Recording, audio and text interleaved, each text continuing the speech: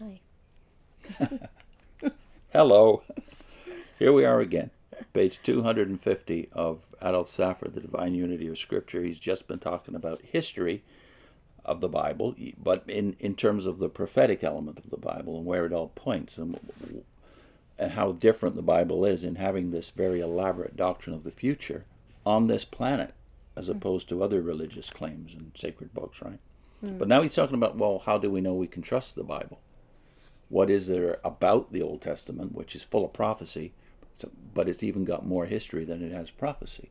So how do we know we can trust the Old Testament at all?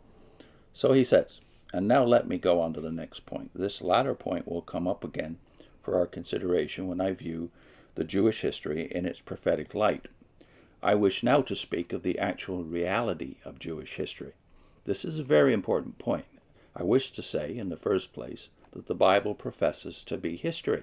There is no distinction made in the Bible between certain parts of this history and other parts, some which are more credible than the others, some which are more historical, none whatever. The prophets, our blessed Lord, and the apostles treat all the parts of Bible history on a perfect level. The serpent that tempted Eve is a historical fact. The flood and all the things that are narrated in the earlier portion of the Bible, just as much as in the later, are historical facts. There is no distinction made. Now I wish to treat this subject with all fairness. I say it is exceedingly difficult for a man to accept the history of the Bible, not because there is not abundant evidence of its truth, coming out every day, of its historical and geographical accuracy. There the difficulty does not lie.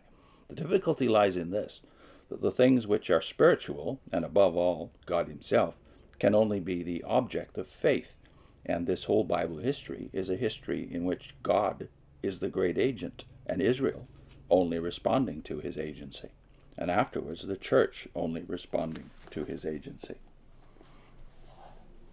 Now, people have said, and it is quite natural, the Jews are not the only nation of antiquity. There are a great many other nations. We notice in the history of all other nations that the early portion of their history is full of wonderful things, what we must call myths. A myth is not a lie, but it is not a historical reality.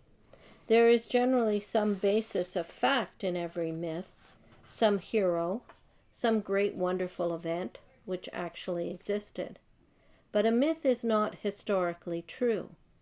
It is the action of imagination and of reflection, which, as it were, spin out a narrative in order to illustrate some truth or to represent some idea. Now we find Grecian history and Roman history in their early stages to be mythology.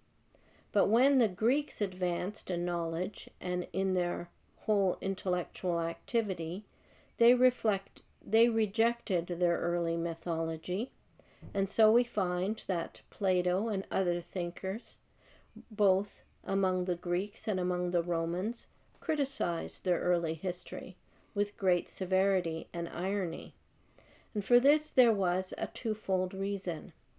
In the first place, the myths themselves were so grotesque and so evidently fabulous that it was impossible to believe them, except in an age of childhood, when people do not seek for truth, but rather for amusement, as children like to hear something that is imaginative, knowing themselves that it is not true, and yet not analyzing whether it is reality or not.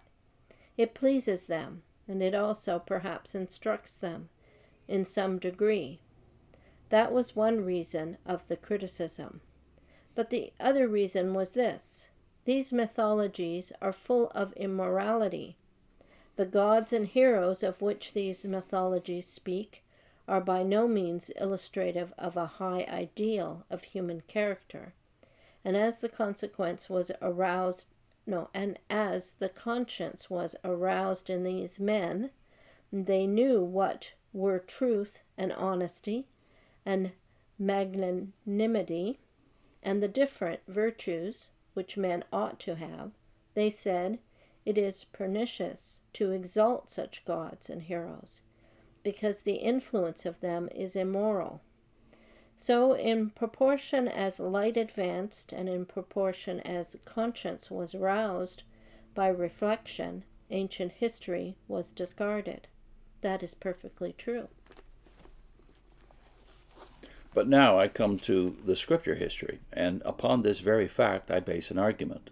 The argument, in short, is this, that because there is a good deal of base coin circulating, that is no proof that there is not genuine coin, the superscription of which is that of God the Lord himself. As the idols of the nations were either nothings, or simply heroes or demons, so the mythology concerning them does not belong to the realm of fact, but of fiction. But as the God of Israel, which is our postulate, is the true God, the living God, who created the heavens and the earth, the history which tells of him does not belong to the realm of fiction, but belongs to the realm of truth. And secondly, the Greeks and Romans, as they advanced, discarded their early history, but the people of Israel, as they advanced, and so to speak, with reverence and humanly, as Israel reached its culmination in Jesus Christ and in the apostles, their regard for their ancient history did not decrease, but rather advanced. And the God of Abraham, Isaac, and Jacob is the God of Jesus Christ. And thus the Apostle Peter preaches, the God of Abraham, Isaac, and Jacob hath glorified his child Jesus. And Abraham, Isaac, and Jacob are no mythical characters. There is nothing about them that is fictitious. They are not described as being different from other men. Theirs is a most intensely human history. And so the word patriarch has remained up to this day to describe what is genuine, unsophisticated, real humanity. No miracles were performed by these men. There's nothing in the record showing that there was an intention of putting a halo around them or of regarding them as demigods. But the second argument is this. The tone of the historical books of Scripture is sober, severe, unadorned, negligent as regards the form. The myths of the ancients, because they were not fact, required all the embellishment which poetry and rhetoric could give them in order to make them attractive. But the history of creation and paradise, of the patriarchs and Moses, of the children of Israel in the wilderness, of David, of Christ, and of the apostles, requires no ornamentation. It is quite true that there is nothing so grand because there is nothing so pathetic. There is nothing so beautiful as these beautiful histories. But the authors of these books did not want to make them beautiful. It is not the result of art. You know how in poems and in books of fiction there is great art in the grouping of things, in making the complication of the knot as exciting and interesting as possible, and in leading up everything to a grand dramatic solution at the end. We have nothing of that in Scripture. Something when the history is, so to speak, most exciting, there comes a long interruption, a chapter of names and genealogies, a statement of stations and places, as if the man who wrote it was just noting down the facts and entirely careless of producing an effect of art. This is the divine negligence of style, which is grander than all human art. Again, in all other histories we find an element which has to be largely discounted. Niebuhr says that the Old Testament history is the only exception to ancient history in that it is free from what he calls all, quote, national patriotic falsehood, unquote. What that means is evident. The other nations always wish to magnify themselves. They are never defeated in battle, or if they are defeated in battle, it's owing to some extraordinary perfidy and some very extraordinary combination of circumstances, and they always aim at glorifying themselves. You see this tendency continually breaking out, even unintentionally. But Israel's history is a history that shows what a wicked, ungrateful, bad nation they were, and how God punished them by making other nations come and subdue them.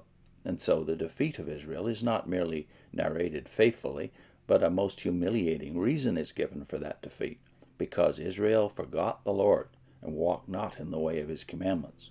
That's another very remarkable element in sacred history. What other nation has so recorded its iniquity and the constant chastisement which it drew down from heaven?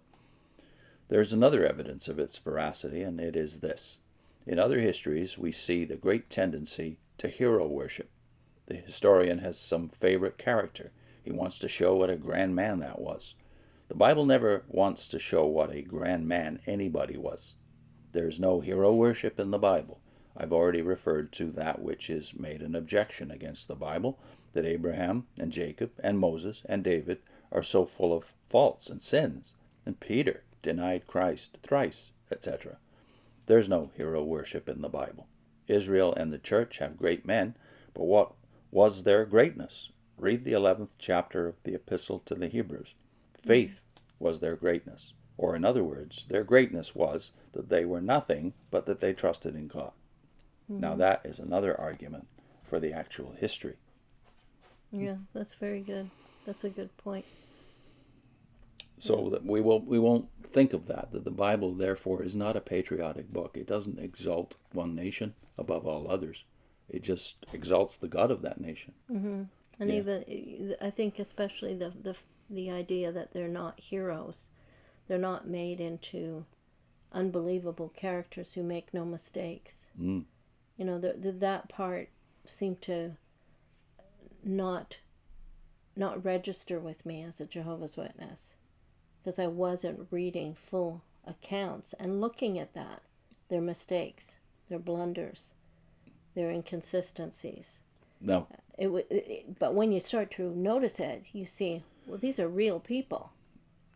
Then you realize, well, contrast that with how the Watchtower writes his own history. Of a mere 150 years, they have had to whitewash their leaders continually. Yeah. It's the tendency to want to make the best picture of yourself, your family, your group. Mm-hmm. But that's what makes the Bible so unique. You see that it doesn't do that. Yeah. And then you can connect with it. Then you can relate to it and apply things to yourself. You can see yourself in it. Yeah. Yeah. Mm-hmm. We'll put a link into a brief series of 4 videos we did called Why Jesus, based on documents we put together for outreach to a university in Toronto area. Mm-hmm. And it deals with objections people have. The usual objections. What I think it was, the subhead was 10 common objections to Christianity that are still with us 20 years after we did that document. Yeah. And we'll also put in a playlist to our apologetics collection. Yeah. The link to the playlist. I think there's quite a few dozen of them now. Mm-hmm. See you soon.